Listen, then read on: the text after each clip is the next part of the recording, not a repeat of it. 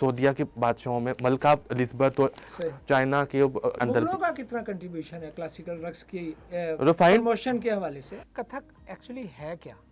ये सवाल बड़ा आम किया आपने। अदरा ठुमरी का चलत फिरत जो औरत का जो एक अंदाज होता है। हुकूमतें सुनती हैं आर्टिस्टों की? मैडम पन्ना जी ने अंदाज क्यों सीखा? अस्सलाम वालेकुम व्यूअर्स, मैं ख्वाजा आफ्ताब हसन, आप देख रहे हैं मशरिक डिजिटल। आज हमारे स्टूडियोज़ में क्लासिकल रक्स की एक ऐसी होनहार शख्सियत जिसने अपनी परफॉर्मेंस से बहुत कम वक्त में बहुत ज़्यादा नाम कमाया, वलीद कामरान। वलीद कामरान को जब बुनियादी मकसद जो है आज के प्रोग्राम का वो ये है कि जब वलीद कामरान ने ज़रीन पन्ना जी, जिनके ये शागिर्द भी हैं, जब इन्होंने वो मशरिक डिजिटल पे ज़रीन पन्ना जी की अचानक अलहमरा आर्ट्स काउंसिल से फ़रागत का प्रोग्राम देखा तो इनका मुझे मैसेज आया और इन्होंने उस पर मुझसे ये इजहार किया कि ये उस पर अपना बात करना चाहते हैं। इसके अलावा भी वलीद कामरान ने लाहौर समेत कई जगह पे परफॉर्म किया और बहुत दाद पाई और बहुत छोटी एज से ये क्लासिकल रक्स में दीगर जो अंग हैं वो सीख रहे हैं और अभी भी ये इस फन से वाबस्ता हैं। आप देख रहे होंगे कि वलीद का गेटअप जो है वो एक बाकायदा रकास वाला है। वलीद, हमारे स्टूडियोज़ में बहुत शुक्रिया कि आप ज़रीन पन्ना जी, आपने उनसे सीखा। 10 साल उन्होंने अलहमरा आर्ट्स काउंसिल को दिए और एक ऐसी क्लासिकल डांसर जिन्होंने ना सिर्फ पाकिस्तान में बल्कि बैरूनी दुनिया में भी पाकिस्तान का नाम रोशन किया, बहुत सारे सरबराहान मुमलिकत के सामने परफॉर्म किया, प्राइड ऑफ परफॉर्मेंस, तमगा इम्तियाज़। और ऐसे ही आर्टिस्ट को अगर अचानक पता चले कि वो अब जॉब पे नहीं रहे तो क्या कहें? सबसे अस्सलाम वालेकुम। और हाँ, ये आप कुछ मुझे भी मैंने तो सुना था जब मैंने वो पढ़ा था कि ये चीज़ मैं तो मैं तो हक्का रहेगा कि ये कैसे हो सकता है कि वैसे जो जिनको बुलाया हुआ जिनके ऊपर ऐड है वो भी मेरे बहुत अच्छे दोस्त हैं।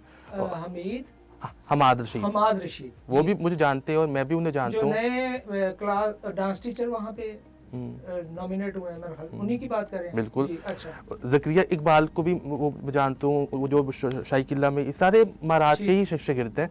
और अगर मैं सही बात बताऊँ, मैंने सबसे पहले अपना जो कथक का जो सीखने की जो मेरी सही शुरुआत थी वो मेरे इनों से मैंने सीखा।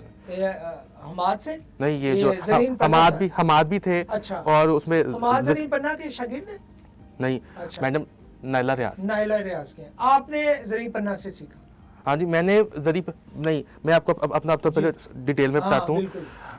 जब से मैंने मेट्रो के थे ना इम्तिहान थे, मुझे वही जैसे मैंने पहले इंटरव्यू बताया था, डांस का शौक था, लेकिन उस पर मैं मुझे ज़बरदस्ती वो पेंटिंग की क्लास में लेके जाते थे और नीचे से फिर वो जब मैं चोरी जाता था ना मैं नीचे, तो नीचे ना ये लोग थे, मैडम नाइला रियाज थे और ये जो ज़करिया इकबाल थे और हमाद रशीद।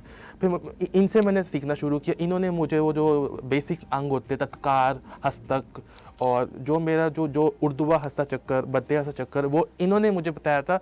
और इन्होंने मुझे थोड़े बहुत जो अंदाज बताए थे, जो मैं मतलब मैं ये कहना चाहता हूँ, इन्होंने मेरा पहला अंग बनाया।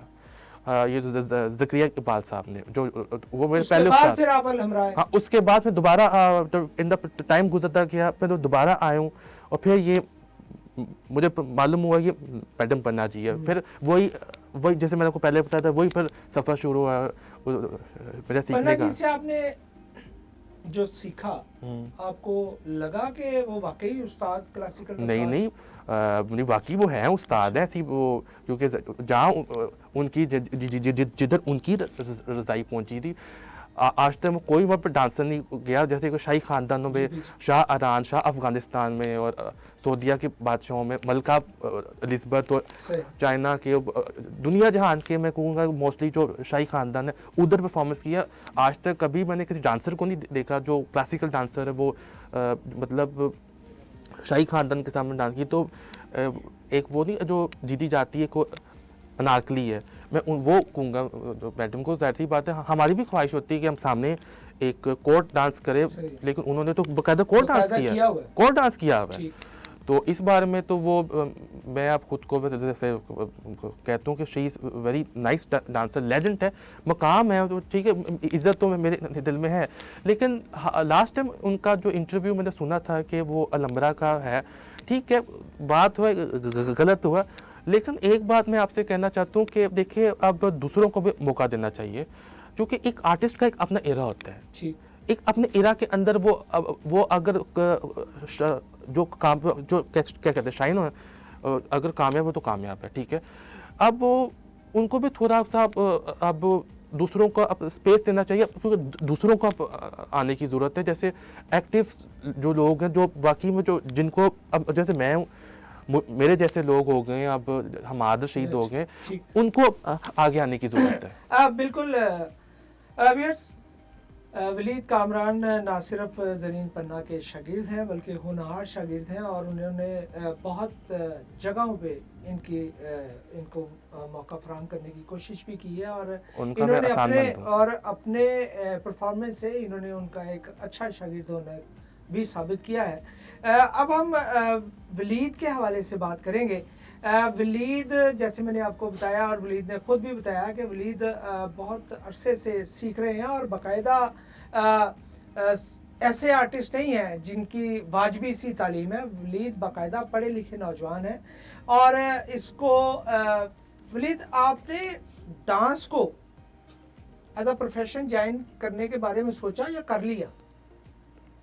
कर लिया मैंने। कर लिया। कितना कमा लेते हैं इसे मैं वो डिपेंड करता है कि वो जो कितना होता है, या इवेंट्स के अंदर होता है, या फिर फेसबुक के अंदर पे कमा रहे हैं फेसबुक पे आप?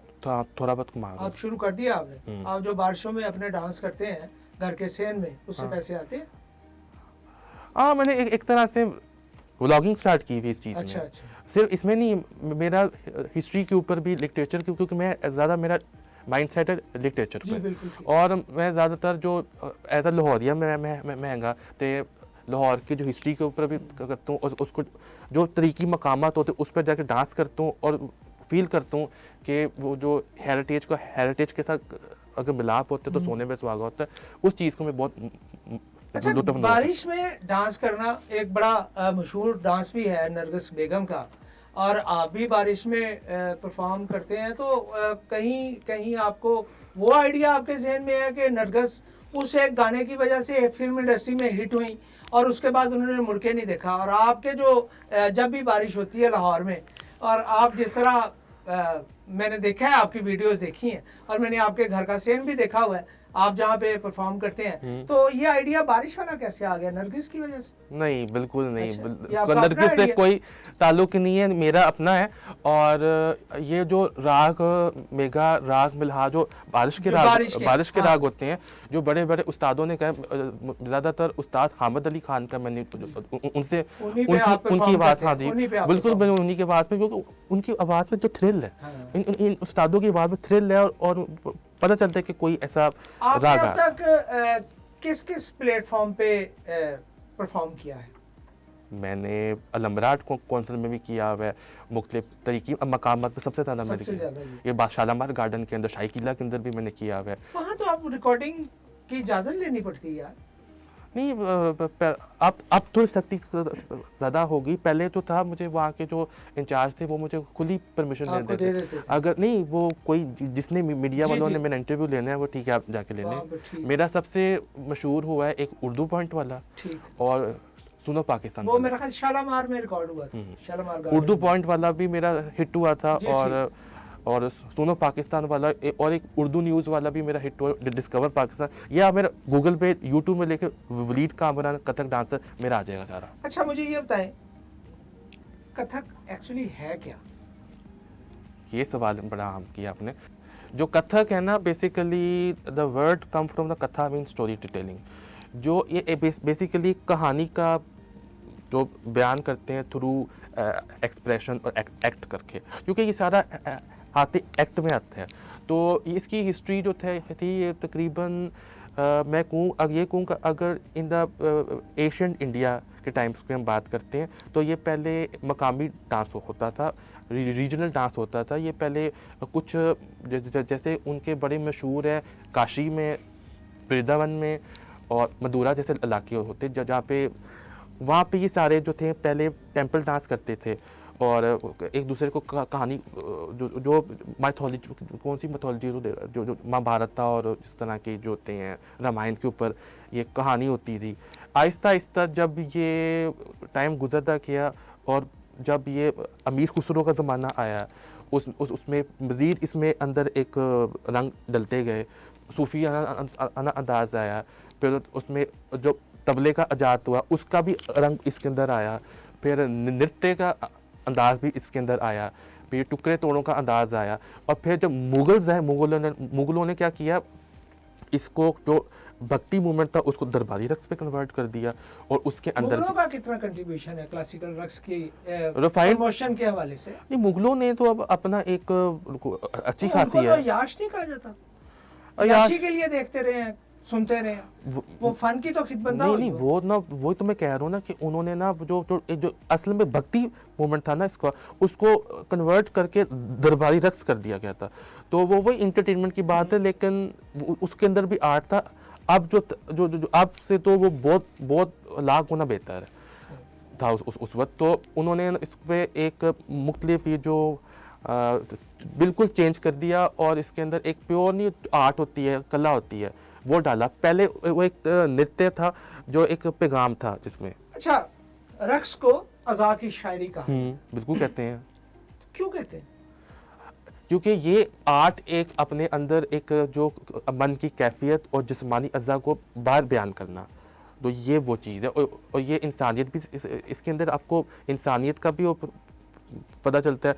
और इसके अंदर ना आपको अपने आप ये बताता है कि हाँ मैं हूँ, और अपनी शनाख्त जो आपकी असल शनाख्त होती है वो सामने लेके आता है। क्योंकि जो मन की जो कैफियत होती है ना, जो जिस्मानी अज़ा होता है, उसको ये बयान करना और इसके ज़रिए उसको बाहर निकलना, वो कोई भी जो है कैफियत हो सकती है। क्लासिकल रक्स हमारे मिजाज पे, हमारी अंदर वाली शख्सियत पे, हाँ, हमारे मूड पे असरअंदाज होता है? बिल्कुल होता है। करने से या देखने से?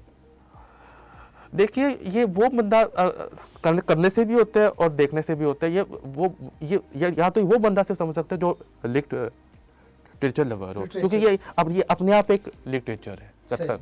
हाँ जी। तो मेल आर्टिस्ट खास तौर पे जो डांसर्स हैं, क्लासिकल रक्कास हैं, उनके हवाले से हमारे यहाँ हमारी सोसाइटी में वो गुंजाइश नहीं है। यकीनन आपको भी बहुत सारी बातें सुनना पड़ी होंगी और सुनते भी होंगे। लोग आपकी सामने तारीफ़ करते हैं आपकी परफॉर्मेंस की, लेकिन बड़े मायूब अल्फाज भी इस्तेमाल करते हैं। तो आपको ऐसी सूरत हाल में आप करते क्या हैं? कुड़ते हैं या और तेज़ डांस शुरू कर देते हैं?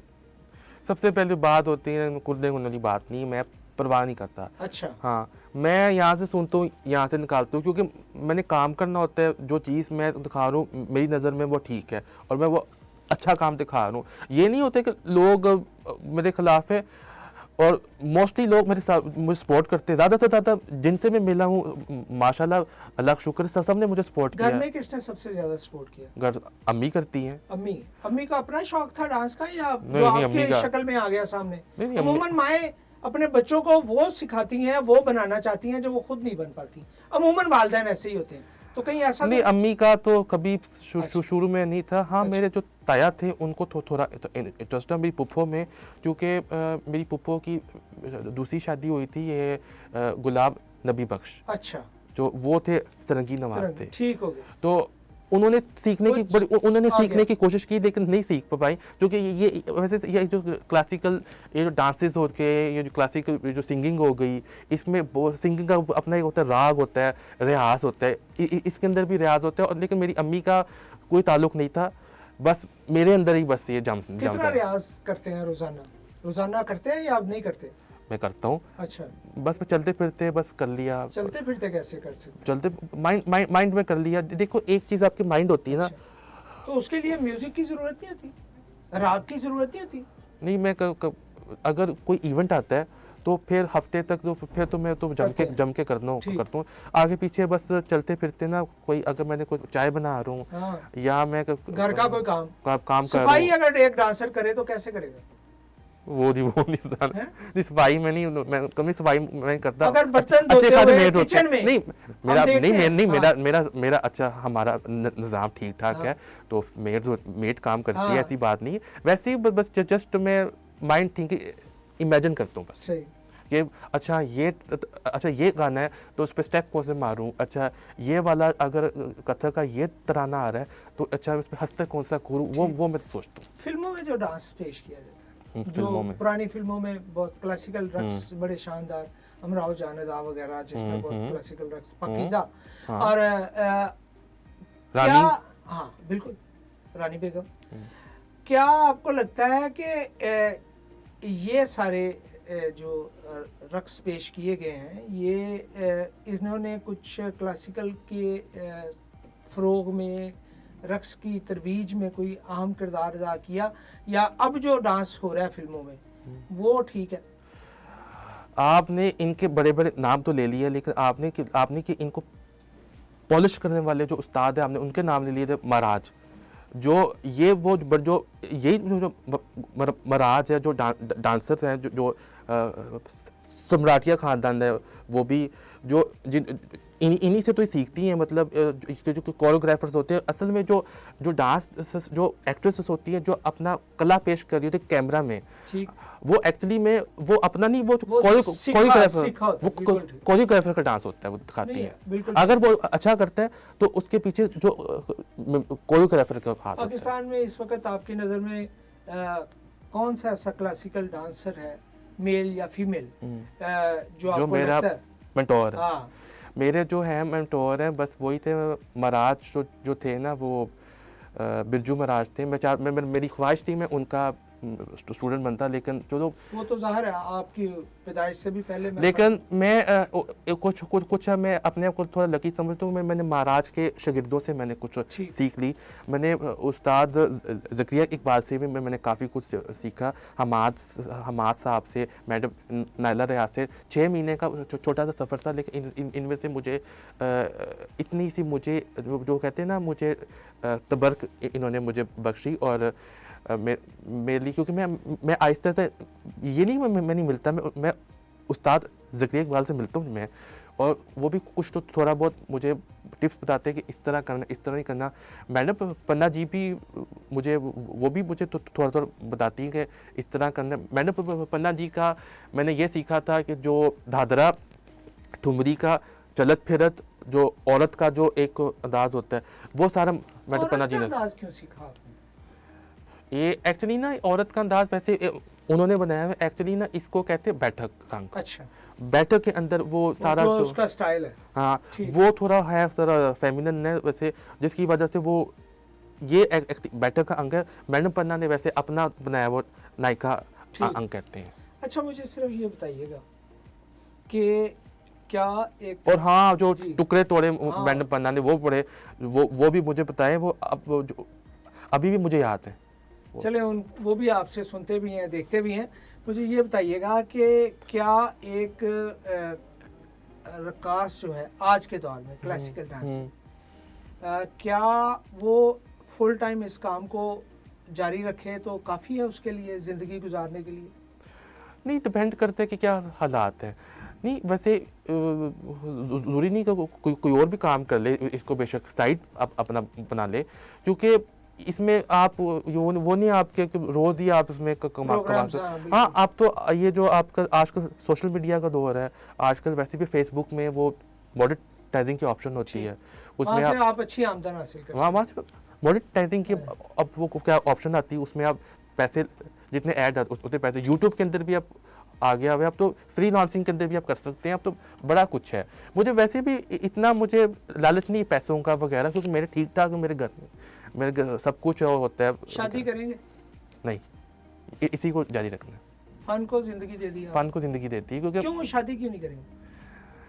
ये कोई पर्सनल हो रहा है। पर्सनल मतलब जाहिर है आप नहीं चाहेंगे कि आपने जो सारा कुछ सीखा है वो आपके आगे बच्चों को मुंतकिल करें, और वो असल में नहीं, असल में इसका जो होता है ना, जो असूल होता है, वो उस्ताद का शागिर्द होता है। ठीक, वो उस्ताद के शागिर्द की तरफ जाते, फिर टाइम के साथ वो उस्ताद बनता है, वो अपने शागिर्दों को तो ये पीढ़ी से पीढ़ी चलती है, इस तरह चलता इस है, तरह विरासती नहीं है ये, विरासती नहीं है। ठीक हो गया।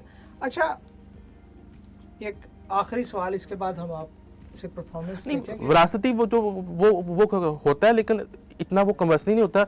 असल में जो उस्ताद का शागिर्द के साथ ही ये ठीक हो गया। वलीद, हम आपसे आपकी परफॉर्मेंस भी देखेंगे। मुझे सिर्फ ये बताइएगा कि आपको क्या लगता है कि पाकिस्तान जैसे मुल्क में जिसमें आप रह रहे हैं, इसमें फ़नून लतीफ़ा की, एंटरटेनमेंट की इतनी गुंजाइश है, जबकि आपकी सोसाइटी बिल्कुल और मिजाज की है? कहीं आपको जो मुश्किलात आपने देखी हैं, आपको वो कम होती हुई नज़र आ रही हैं या आपको बढ़ती हुई नज़र आ रही हैं? देखिए, ज़ाहिर सी बात है, पाकिस्तान में हम रहते हैं, हम एट पेट्रोलिज्म, हमें अपनी कदर करना चाहिए मुल्क की। हाँ, तो कुछ इस तरह के मसले वो तो हर जगह होते रहते हैं। बात होते हैं आप जब आपको खुद घर से निकलना चाहिए, बात करना चाहिए हमें, एटलीस्ट जो क्या कहते हैं हुकूमत के लोगों से, उनसे आप बैठो, उनसे अपनी सारी मसले बताओ, और फिर जाके फिर वो होता है ना। हुकूमतें सुनती हैं आर्टिस्टों की? नहीं सुनेगी, ऐसी भी क्या बात है। ये नहीं हो सकता कि वो मतलब आप जो मैंने देखा, जो चीफ मिनिस्टर आई हुई हैं, वो जो कौन थी, वो जो जिन्होंने स्टेट ड्रामे का वल्गैरिटी उन्होंने ख़त्म की। हाँ, उन्होंने अच्छा किया। उन्होंने जो गलाजत बड़ी चीज़ें होती, तो वो जो बड़ी जिस्म खोल के दिखा देना, तो अब अगर इस तरह तो होता तो फिर तो कम से कम स्टेज ड्रामों में आप जैसे आर्टिस्टों को भी मौका मिलना चाहिए था ड्रामों के दरमियान परफॉर्मेंस का। अब उल्टे सीधे गानों पे तो रक्स कर लेते हैं वो, तो क्लासिकल को क्यों नहीं? आपको याद होगा जन्म जन्म की मैली चादर था ही कि क्लासिकल ड्रामा था और क्लासिकल रक्स थे उसमें मेघा जी के। नहीं, मेघा जी तो वो शी सर वाकई डांसर है, ऐसी कोई बात नहीं। मुझे तो सिर्फ पाकिस्तान के जो जितनी भी पुरानी जो थी, जो इनमें मेघा जी थी, साइमा थी, Reema ji, she is very good dancer. अच्छा, वो उनमें था, क्योंकि उनका पीछे जो उस्ताद है वो हीरा मंडी से ताल्लुक थे, वो क्लासिकल रक्स। हाँ, वो थे, ज़रा सेंटर था। हाँ। आपके जब सबा कमर, महविश हयात, इनको देखे, इनका जो डांस देखता हूँ, उनका डांस देखता हूँ, बहुत फ़र्क है।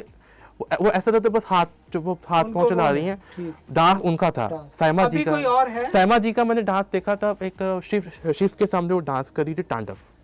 अच्छा, मैं फिल्म बुत शिकन में, हाँ, जो मैंने देखा कि फिल्म बुत शिकन, अब वो उस तरह के टॉपिक्स भी नहीं बनते भी नहीं, ठीक है, उस तरह सास बहू की साजिशों के ऊपर बस यही रह गया है। इसीलिए आप शादी नहीं करना चाहते? नहीं, मैंने वो बात नहीं, मैं अपना मेरी अपनी दुनिया, रूहानियत से ताल्लुक है। जी व्यूअर्स, आपने वलीद कामरान की गुफ्तगू सुनी। वलीद कामरान ने बहुत सारी बातें की हैं और इन्होंने अपने फ्यूचर के हवाले से भी बात की कि ये रक्स के साथ ही ज़िंदगी गुजारना चाहते हैं। लेकिन एक खूबसूरत बात कि इनको ये लगता है कि हर इंसान अगर उसके अंदर कोई खुशी है तो उसका इजहार रक्स भी हो सकता है, और यकीनन आप जानते हैं कि रक्स को अज़ा की शायरी कहा जाता है। और इसी शायरी को अब इस प्रोग्राम के अगले हिस्से में हम देखेंगे, महसूस करेंगे और सुनेंगे भी कि वलीद कामरान अपने पूरी गेटअप के साथ। और वलीद, जाते जाते आपके जो घुंघरू इस्तेमाल करते हैं उनका वज़न कितना है? होगा 4 किलो? हाँ, इतना है।